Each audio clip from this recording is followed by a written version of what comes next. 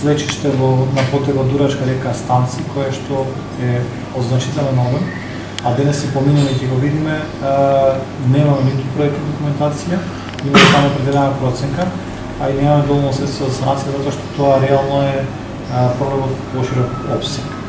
По однос на заштита на урбаниот дел, имаме проблем веќе која паланка лежи на две реки, Крива и Дурачка река.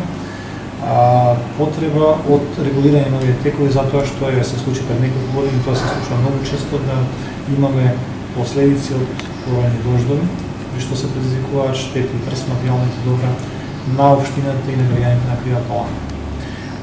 Во тек на денот идејата е да излеземе и конкретно идеја, да ги разгледаме помал она што е слечиште во село Станци Дурачка река, да погледаме од каков размер и обем е и да, ако е можно, имаме некаква поддршка од наша страна, затоа што реално општината нема да може да се справи сама со овој дел или оваа проблематика.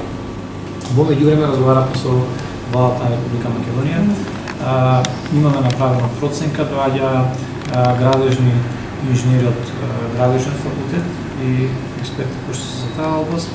Имаме некакви првични согледувања, но сето тоа на терен ќе мора да се види да that lack the technical documentation they need to apply for other sources of funding.